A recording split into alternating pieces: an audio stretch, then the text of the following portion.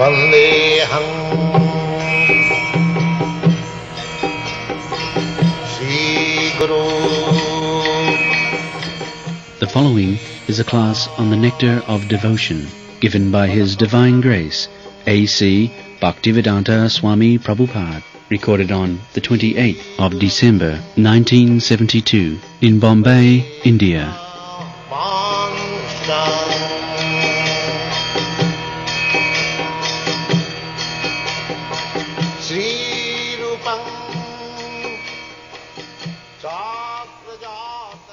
The transcendental loving service of the Lord does not finish with the end of life. It continues perpetually and is therefore called Amrita, that which does not die but exists eternally.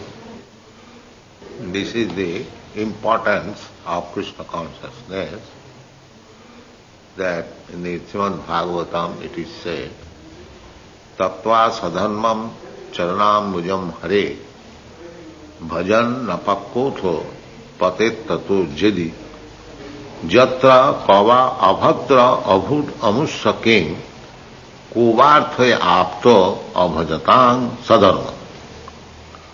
Just like sometimes they say that in this moment, just like the cinema, the hippies are joining, accepting that hippies mean they are useless.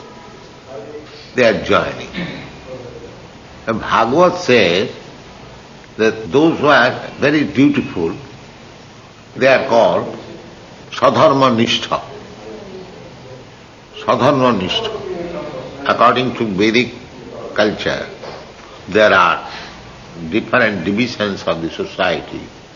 Brahman, Kshatriya, Vaishya, Shudra, Brahmachari, Grihastha, Vanaprastha. So these are called sadharma, mean engaged in one's occupational duty. That is called sadharma. Or in the modern sense, somebody is engaged in business, somebody is engaged in other occupation, profession. Every man has got some engagement. That's a fact.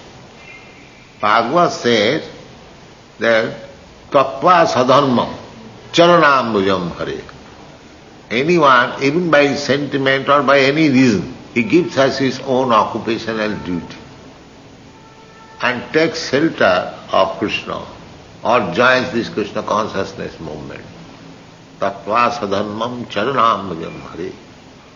All right, if one has joined this Krishna consciousness movement, doing very nicely, is improving, that's all right. But if he falls down, because sometimes they come out of sentiment, join this movement, and again falls down. Sometimes, not very occasionally. But there is chance, because Maya is very strong, one may fall down. Bhagavad says, bhajan apakotho patet tato jedi. He is not mature. And in immature stage, by some reason or other, if he falls down, then jatra kava avhadra avhut amussaking. Then what is the loss there? There is no loss. Suppose he joined out of sentiment and executed devotional service for some time under the direction of the spiritual master, according to the regulation of the Shastra. But, incidentally, he falls down. He becomes a victim to the Maya. The Bhagavad says still there is no loss. There is no loss. On the other hand, a person who is engaged in his occupational duty very sincerely, he has not become a devotee. The Bhagavad says, what does he gain? One who is engaged in his occupational duty very sincerely, doesn't care for Krishna consciousness, then Bhagavad says, what does he gain? He doesn't gain anything. But that man who joined this Krishna consciousness movement out of sentiment, but immaturely he falls down, he has no loss. Try to understand this. Because this Krishna consciousness is the consciousness of the spirit soul. That is reality. Therefore, as the soul is eternally, his advancement in that consciousness, that also become an eternal asset that will never be lost. Even if falls down in this life, he could not execute 100% the duties in Krishna consciousness, even if falls down. So whatever he has done in this life, that becomes a permanent asset. So that from next life, he will be given chance. In ordinary Kurmi's life, there is no guarantee that he will get next life a human body. According to his karma, he will get a body, maybe animal body or maybe demigod's body. But there is no certainty that he will get a human body. But this man, who out of sentiment joined in Krishna consciousness movement and immaturely falls down, he is guaranteed to get a very nice human body. That is stated in the Bhagavad Gita, that Suchinang Simatangehi Juga Bhrishta Sanjaya. He will get birth in a family, Suchinang. Suchinang means pious Brahmin family or devotee's family. He will get birth. Or in rich family. The second class will get in rich family. But both these families will give them chance to begin where he ended his Krishna consciousness in the last life. He'll begin from there. That is his opportunity. Therefore there is no loss. His next life as human being is guaranteed, even if he is fallen down. But the others who does not take to Krishna consciousness, doing his own duty, but he will get a body according to his karma. That is the difference between the karmis and the devotee. Devotee, even if he is not successful to execute the devotional schedule perfectly, but whatever he has done, 10%, 20%, 50%, that is his asset. It will never be lost. That is being stated. Go on. This is confirmed in all Vedic literatures. The Bhagavad Gita says that a little advancement in bhakti rasa can save the devotee from the greatest danger, that of missing the opportunity for human life. Yes. Salpamapi yasya dharmasya trayati mohato bhaya. Just like Ajami. Ajami, in his boyhood, he was very sincere Brahmin. He was conducting devotional service under the direction of his father. But in youthhood, he fell down. He became a victim of a prostitute. He forgot everything. He became a rogue, drunkard, meat-eater, woman hunter, all fallen down. But at the end of life, when he was afraid of the Jamadutas, out of fearfulness, he called for his youngest son, whose name was Narayan. Because when you are in danger, naturally, just like a child cries for the mother, because mother is the only. Similarly, affection is there.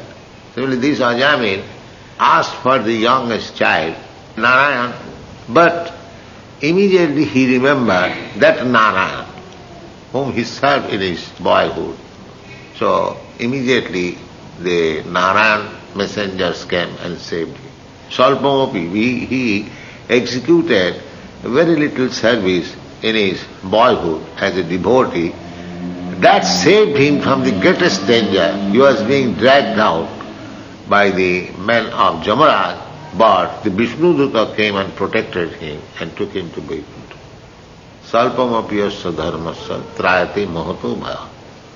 By chance, he remembered Narayan, because he executed Narayan's service. And there he was saved. The rasas derived from our feelings in social life, in family life, or in the greater family life of altruism, philanthropism, nationalism, socialism, communism, etc., do not guarantee that one's next life will be as a human being. Yes, there is a guarantee. Now today I am very great leader, minister, that's all right. But after that, there is no guarantee that we will become again minister or big man, big businessman. There is no such guarantee. That will have to accept another body according to your karma. Suppose as businessman, I have done very nicely, I have given in charity, that's nice, you get better life. But for business sake, I have earned money by hook and crook, my mentality is just like crocodile or dog, then I have to become a crocodile. That's all. Because after death you are in the hands of nature. You cannot dictate that give me this and that body. No, that you have to prepare in this life. If you prepare yourself in this life to go back to home, back to Godhead, you go back to home, back to Godhead. If you prepare this life as a crocodile, then you become a crocodile. So God is very kind. So it is your business to what kind of body you are going to get next. Just like the example I was giving last night, that we are staying in this room and suppose after a month we have to give it up. So we must find out another apartment. It may be better or it may be lower. There is no guarantee. But if we can arrange, we can get better apartment than this. And if we cannot, we may go to Ali's apartment. This is the way. But for the devotee, at least it is guaranteed that he gets next life as a human being. Not only human being, but in the family of a devotee or in the family of a rich man. These alternatives are there. Then we prepare our next life by our actual activities in the present life. A living entity is offered a particular type of body as a result of his action in the present body. These activities are taken into account by a superior authority known as Daiva. People do not believe this. They think that everything is going on automatically. No. There is everything, account, witness, the Lord, Anumanta Upadrashta, Shakhine, God, the Lord, Ishvara Sarvabhutana Vidyase, everything is being witnessed and that is being recorded. So, just like in an office, in government service, there is service record, and at the end of the year, everything is considered. So the man is promoted, given some bonus, or the proprietor or the directors, they are not meeting that man. But the service record is there. Similarly, whatever we are doing, good or bad, that is being recorded and it is examined. Karmana daiva netrena. We are acting and there is superior authority. They are examining what kind of body he has to get next. That science is not being taught. That what is our next body? They are thinking that there is no next body, there is no life, this life is finished. But that is not the fact. This life I have changed. I was a child, I got next body. I was a boy, I got next body. I was a young man, I got next body. Now I have got this body, so I will have not this body, I will get next body. Where is the difficulty to understand? I have already experienced the next body, next body, next body. Why not after that next body? The intelligence is to know what is that next body. And that is my hand. It's like if you become educated highly, your next post is very nice. But if you are not educated, then your next post is not very nice. Similarly, if you act in this body very nicely, janti deva brata devan pitrin janti pitrin brata, so you can prepare your next life. So our this Krishna consciousness movement is next life to go back to Krishna directly. That is our program. How? Simply by knowing Krishna. That's all. Krishna guarantees this. Janma karma me dibbam jo janati tattva. If we want to go back to home, back to Godhead, simply try to understand what is Krishna. And he is explaining in the Bhagavad Gita. But if you foolishly misinterpret Krishna, then you go to hell. But if you understand Krishna, as Krishna says in the Bhagavad Gita, then you go back to Krishna. Where is the difficulty? The rascal, they will not understand Krishna as Krishna says. The rascal will mislead others and mislead himself. He will go himself to hell and they will drag all others to the hell. This is why. This is why. Everything is there, very plain and clear. One has to act according to that. He gets the benefit. But they will not allow. These rascal leaders, they will not allow. They will represent Krishna as something else. The only business is to kill Krishna. That's all. Not to accept that Krishna is fact. All the commentaries in the Bhagavad Gita, you see, they are simply trying to make Krishna is not fact. It is some fictitious. It is some story. Mental speculation. This is it. Demonic. So the condition is very dangerous. People are being misled. We are only, it is not our pride, it is a fact. We are the only institution. We are trying to give the greatest benefit to the human society, the Krishna consciousness. Tattadiyang punarjanmanaiti mameti kauntiya. Anyone who understands, if he understands, it is not possible to understand fully Krishna. Krishna is unlimited. As he presents himself, Krishna, as he says himself, if we understand, Krishna says, I am the origin of everything. You take it, Krishna is the origin of everything. He has proved Krishna is the origin of everything. All the acharyas, big acharyas accepted him. Krishna is the origin of everything. Arjuna, who heard Bhagavad Gita, he accepted him. Krishna is the origin. Param Brahma, Param Dhama, Pavitram, Paramam. Why we should try to understand Krishna otherwise? What is this foolishness? But that is their scholarship. That is their knowledge. If somebody can most rascally explain Bhagavad Gita, he is a great scholar. This silly fun. He is the rascal number one, and misleading people, he is a great scholar. And we are simply presenting Krishna, the Supreme Personality of Godhead. Krishna says, surrender unto me, we say surrender to Krishna. These are primitive. These are primitive. We are not scholars. This rascaldom is going on. So you want to save people from these rascals, there is Krishna consciousness movement. The rascals have created a situation by defying Krishna's authority. Atheistic situation, the whole world is in chaos. That must be. When there are leaders, only demons, how there can be any peace? The people are also becoming demons.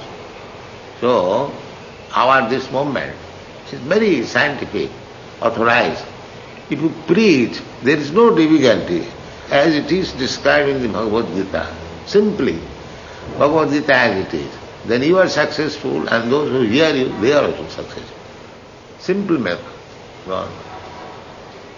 These activities are taken into account by a superior authority known as Daiva, or the authority of God. This Daiva is explained in the Bhagavad Gita as the prime cause of everything. Yes, there are 5 causes. Karta, the doer, the place, the instrument, and providence. In this way there are 5 causes for acting anything. It's like you are doing business. So, if you are a nice businessman, that's very good asset. If you place your business in a marketplace, there is good opportunity. If you have got sufficient capital, good instrument, and if God is favorable, then your business is success. Similarly, in anything, there are 5 causes. And the ultimate cause is Daiva. You may make everything very nicely. You may become a good businessman, you have got sufficient capital, you are conducting your business in a very nice center, downtown, everything. But if God is not favorable, then everything will spoil. Everything will be spoiled. So therefore this cause favorable. Of course, God is kind to everyone, but we see sometimes that everything is perfectly done, but still it is spoiled. Just like a man. A man is suffering from some disease, and you have employed first-class physician, first-class medicine, first-class everything, but still the man dies. What is the cause? The cause is the ego. In spite of all your endeavors, because God does not like that he should live, you cannot save him. You cannot save him. The same example again I want to give, the Titanic. They made the ship very strong, and they are so assured that all the big men, they are on board the Titanic ship, and that was first journey, and immediately at Atlantis they smashed. That's a great incident. Therefore, this is a fact that you may arrange everything very nicely according to your best knowledge. But if God is unfavorable, then you cannot do it. Daiva. Nacha daivat param balam. That's what it is said. There is no other superior strength than daiva. One has to accept this. But in the Srimad Bhagavatam it is stated that a man takes his next body by daiva netrena, which means by the supervision of the authority of the Supreme. In an ordinary sense, daiva netrena. So we have to get our body next, according to the superior, daiva. Superior means God's arrangement. God is witnessing what kind of body I will have. Then in an ordinary sense, Daiva is explained as destiny. Daiva supervision gives us a body selected from 8,400,000 forms. Yes. The choice does not depend on our selection, yes, but is awarded to us according to our destiny. You cannot say that I am Indian, I have got my love for India, and I will get again birth as Indian leader. You may get birth in India because you have got strong attachment, but it may not be as leader. It may be as cats and dogs, or cows or goat. Then you will be sent to the slaughterhouse, even though you are Indian, or any country, American. So, these are simply sentiments. People do not know this science. They think that I am doing right as philanthropists, as nationalists. But he forgets that he is under the full control of materialism. You cannot plan. The ultimate plan is sanctioned by God or by his agent, the Prakriti. You cannot make your plan. You get the result of your present activity, karma form. No. If our body at present is engaged in the activities of Krishna consciousness, then it is guaranteed that we will have at least a human body in our next life. A human being engaged in Krishna consciousness, even if unable to complete the course of Bhakti Yoga, is allowed to take birth in the higher division of human society so that he can automatically further his advancement in Krishna consciousness. Therefore, all bona fide activities in Krishna consciousness are amrita, or permanent. Yeah, amrita, bhakti rasa. This is the subject matter of the nectar of devotion. But this eternal engagement in bhakti rasa can be understood by a serious student upon studying the nectar of devotion. Adoption of bhakti rasa or Krishna consciousness will immediately bring one to an auspicious life, free from anxieties, and will bless one with transcendental existence, thus minimizing the value of liberation. Bhakti rasa itself is sufficient to produce a feeling of liberation because it attracts the attention of the Supreme Lord, Krishna. Bhakti rasa is better than liberation, mukti, because generally the Mayavadi philosophers, Gyani Sampradaya, they consider mukti means to merge into the spiritual existence, Brahma. Brahma sajujya mukti, to merge into the impersonal Brahma effulgence of the Absolute. They consider it, that is the highest. And the Buddha philosophers, they think to make all these activities zero, sunnavad, dismantle. Because on account of this combination of matter, earth, water, fire, air, this body is made. The body is subjected to pains and pleasure on account of this mixture. So Buddha philosophy is that you dismantle this mixture, let earth go to the earth portion, water go to the water portion. There is no existence of the body and there is no pains and pleasure. Make it zero. This is called Sunnavad. And Mayavadi, their philosophy is that stop this variegatedness. We are suffering pains or pleasure within this material on account of these varieties. So these varieties, they are built up on the foundation of the Supreme Spirit. So merge into the Supreme Spirit, get out of these varieties. This is their philosophy. So the Buddha philosophy or the Mayavad philosophy, they are almost one, because their ultimate goal is to make things zero. But our philosophy is different. Our philosophy is that as there are varieties in this material world, there are varieties in the spiritual world. There are varieties just like the sky. In the sky, there are varieties. There are different kinds of planets floating in the sky. Ordinarily seeing in daytime, we see the sky is vacant. Sky is vacant. It is not vacant. It is the defect of my eyes that I cannot see the varieties.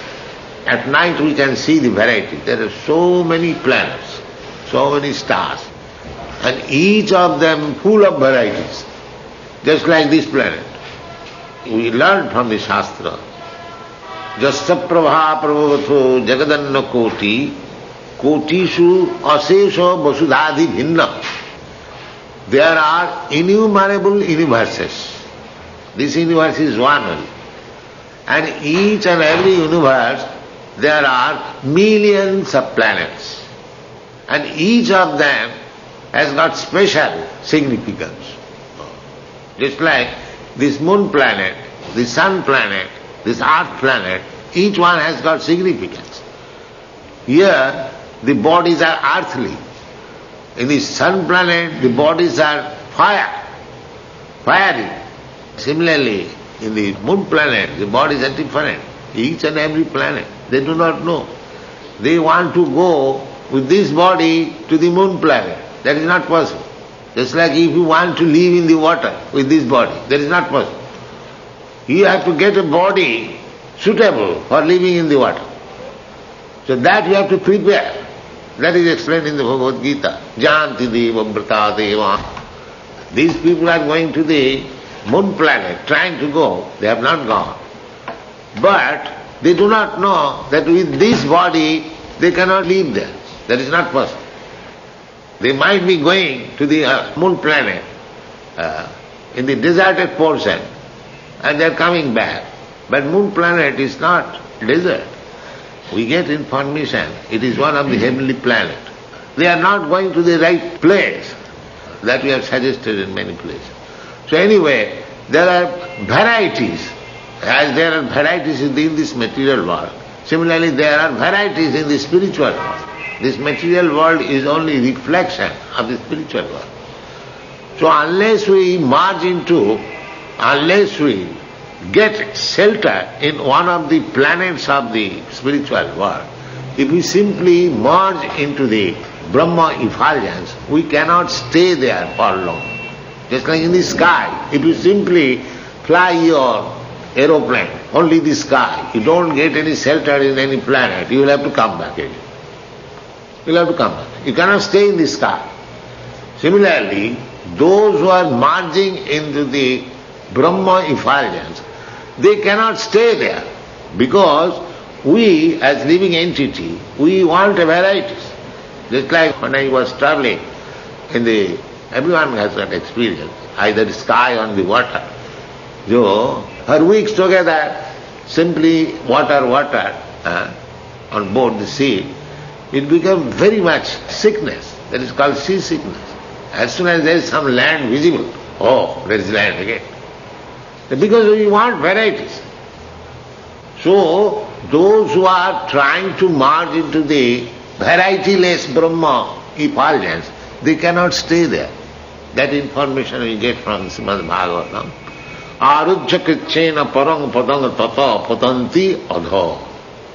After great perseverance, austerity, penances, they merge into the Brahma effulgence, but they again fall down. They again fall down. So, that is not our ultimate goal. The ultimate goal is to take shelter under the lotus feet of the Lord. Arujya krichena parang padang tata. Janneer bindakha vimukta manina. Simply to concoct that I become liberated. Janneer bindakha vimukta manina. Tai astabhavad avasuddha buddha.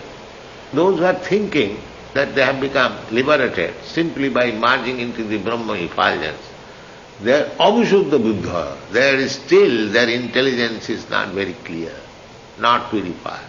Why? Now although they have gone there and thinking that they are liberated, arujya krichena patanti, they will fall down. They cannot remain because there is no varieties. And our life, because we are living entity, we want varieties. Without varieties, it is hackney. We cannot stay there. Therefore they fall down. Those who merge into the Brahma effulgence, they fall down.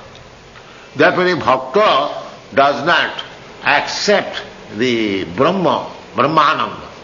Brahmananda, they know Brahmananda is, there is Brahmananda, there is liberation from the material Ananda.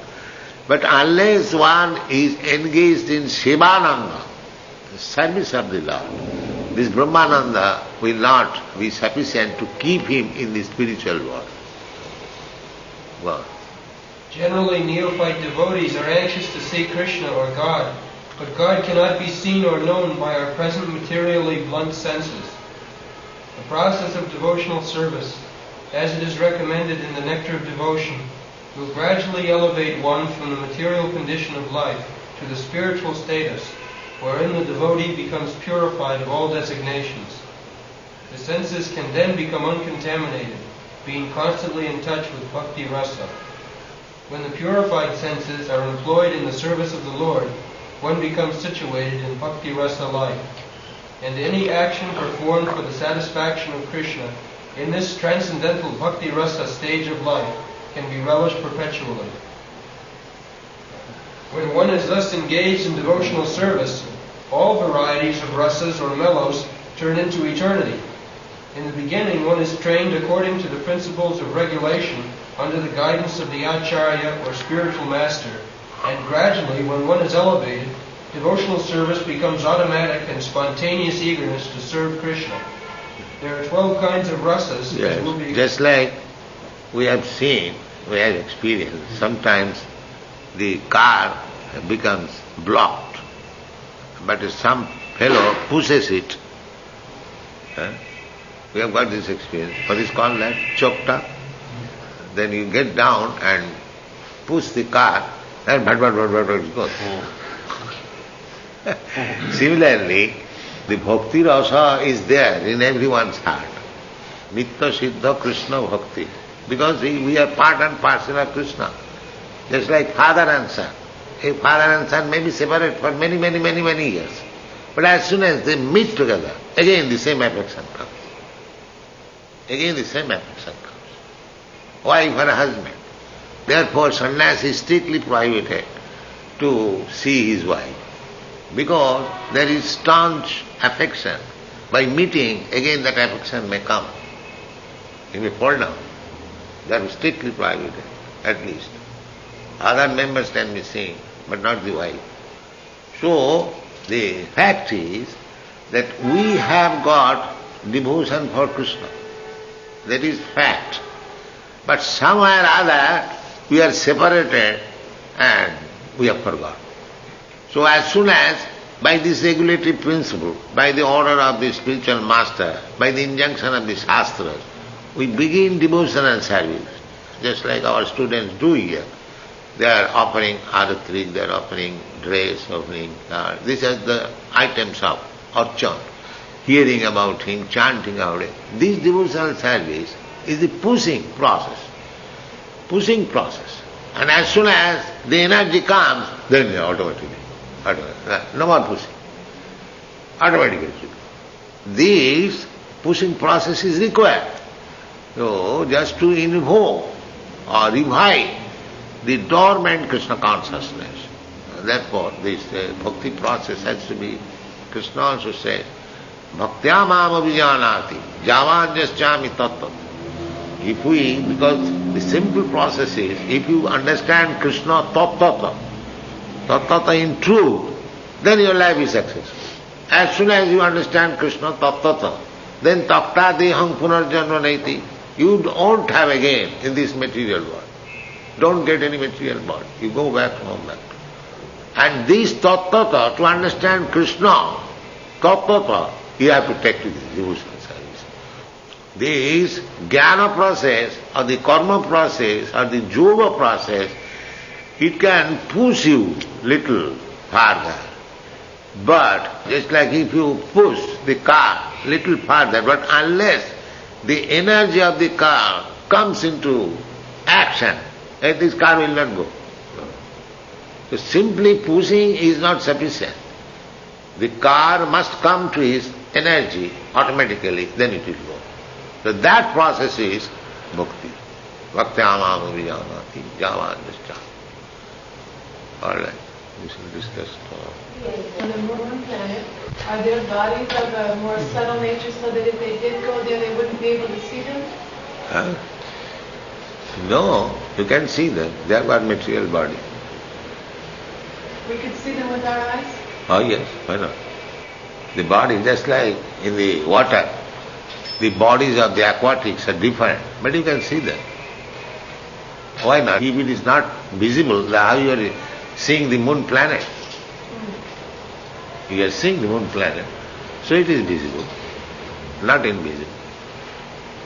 Our point is that these people, first of all, whether they are going to the moon planet, that is doubtful.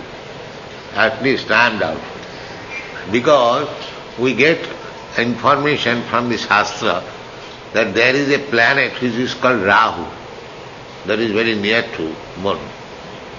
And that Rahu sometimes comes in front of the moon planet, and that is called Chandragrahan, a lunar eclipse. So that Rahu planet is dark. So they might be going to this Rahu planet, not to the moon planet. Maybe, because that is very near. The moon planet is heavenly planet. Heavenly planet. That demigods, they live. So we get this information. Or just like if somebody comes to this earthly planet and drops in the Arabian desert, then he may conclude that this is desert. But there is Europe, America, nice cities and nice bungalows. But he has no chance to see them. So these people are going. They have no chance. Maybe they are also diverting them to the deserted portion of the moon. They are also intelligent. That these people are coming from earthly planet unauthorized. So let them divert it to the deserted portion. There are so many things. So therefore, because if moon planet is heavenly planet, they are more intelligent than you. If you have got some machine to reach there, they have got some machine to divert it. Why not think like that? That these rascals are coming here without any immigration license. Let them be diverted to the deserted portion, and disappointed they will go back. So many things are there. And therefore they are not successful. Neither they will be ever successful. Take it, I may die, but you take it. Right. They will never be successful. I have already written these things in my Easy Journey to Other Planets. This is childish. It is not possible. Is there earth in their bodies, or is their body made out of air? No. This body, these five elements, earth, air, water, air, fire, the ether, and the subtle body, mind, intelligence and ego. So, in some planet, the earthly portion may be major, the fire portion may be major, in some planet the ether portion may be major, but they are all material bodies. They are material bodies. They are not spiritual bodies. Spiritual body is within. Within the universe, anywhere you go, you get the material body. And according to the body, the duration of life is different. Just like a germ's body, that is also material body. And a human body, that is also material body. But a germ takes birth and dies within second or minute. We live for 100 years. But both of them material body. Similarly, Brahma has got also material bodies. Those who are living in the moon planet, they are also material body. In the sun planet, they have got material, but different varieties. They live 10,000 years. Of the Daiva, 10,000. Daiva means our 6 months equal to 1 day there. Such 10,000 years they live. That is calculated in the Bhagavad Gita. Sahasra Juga Pajyantam Arahachat Brahmano Vidu. So that is 12 hours. Sahasra Juga. These 4 Jugas, Sattva-trita, Dapar Jugas, that's 43 lakhs of years. And multiply it by 1,000, that becomes Brahma's 12 hours. So, according to the different planet, according to the orbit, the time duration, everything is different. An ant's 100 years and my 100 years not the same. It is relative, atomic. According to the body, according to the size, the scientific world also accepts relative world. Your assets of pious activities is finished. Then you come back again. Instead of going back to home, you come back again. And these are punah charyuta charvana. Going back. Chaitanya Mahaprabhu says, Ei rupe brahmanda bhramite kono bhagavaji. In this way we are wandering from one life to another, one planet to another. If one is fortunate, he gets the clue of devotional service and makes his life perfect and goes back to home, Jadgatyana nivartanti tadhamo paramam. One who goes to mind above, he never comes back. This is the perspective. Doctor says you are a scientist, so how do you think our explanation? Does it tally with your scientific? Our science has not come to this stage to explain all these things. Yes. Science has no explanation actually. For material men like us, it is not possible to accept it is because we do not know. I do not say it may not be there, but all we can say that we are still in the dark or ignorant about the. But we have to take knowledge from superior authority. I am always not in knowledge. That is my position. But we take knowledge from superior authority. So we are taking knowledge from Krishna, the most superior authority. Vedic system, it is advised that vijnanartham sa gurumeva avigachet. That is the system. It's like you are a medical man. To acquire your knowledge, you have to accept the medical college, the professors. So, this is natural. If we want to know something, or which is unknown to me, then we have to accept a guru, a superior man. Guru means superior man. Tad vijnanartham sa gurumeva avigachet. Guru means heavy or superior. That is the law. So, our process of Vedic knowledge is that we get knowledge from the superior, just like Brahma, Lord Brahma. He is the first original creature within this universe. And he got knowledge from God, Krishna, the Absolute. The Vedas means the knowledge which he heard. Tene Brahma Rida Adi Kavaye. So there is Sampradaya. Brahma imparted this knowledge to Narada. Narada imparted this knowledge to Vyasdev. Evam Parampara. This is our process of knowledge. we get knowledge from the superior. Everyone gets knowledge from the superior. Nobody gets knowledge automatically. That is not possible. So, things which are beyond the perception of our senses, how we can get that knowledge? By our mental speculation, it is never perfect. We give sometimes this example. If we want to know who is my father, that is not possible to know simply by mental speculation. If we approach the authority mother, we get the knowledge immediately. So, knowledge from the authority is perfect. Knowledge by mental speculation is always imperfect. This is our conclusion. If you get knowledge, any knowledge, from the perfect, that knowledge is perfect. And if you get knowledge from imperfect, that knowledge is always imperfect. This is our process. Therefore the Vedas says, tad vijnanatham sa gurumeva vajachet. One must approach the superior who is in knowledge. Then he gets the knowledge. Sometimes disagree, but our point is very strong, that you cannot get perfect knowledge from imperfect person. That is not possible. That's a fact. You can get knowledge only from the perfect. That is real knowledge. The modern scientific knowledge, taking perfection, the next year again changes. This theory is changed. So they say that this is advancement, you are making progress. This means that whatever knowledge you are making your basis, that is imperfect. Progress means then you have to go to the perfect. That means the knowledge which you possessed, that was imperfect. Again you say, from imperfect platform we are going to the perfect.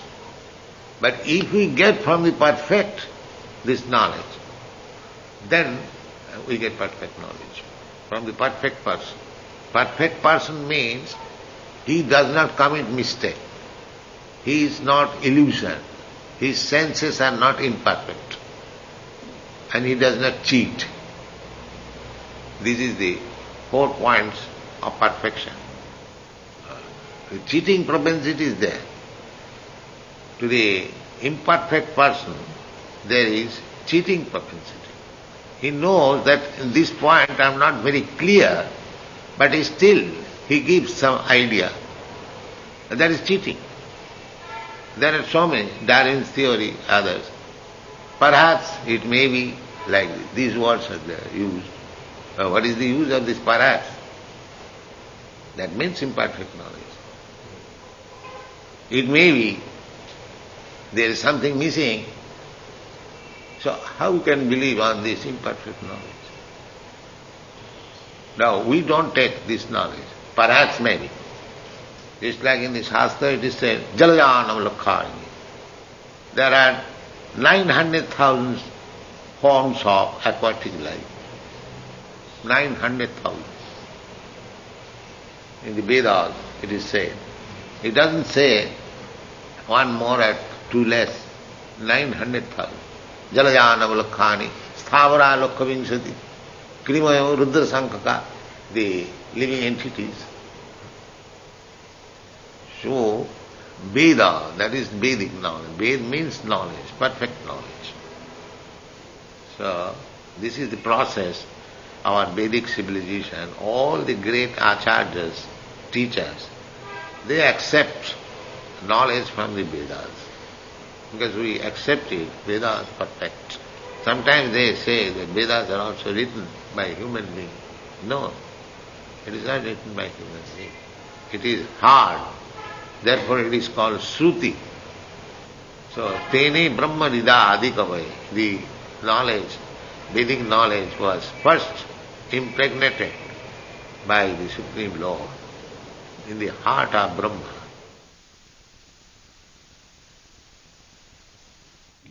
Jai.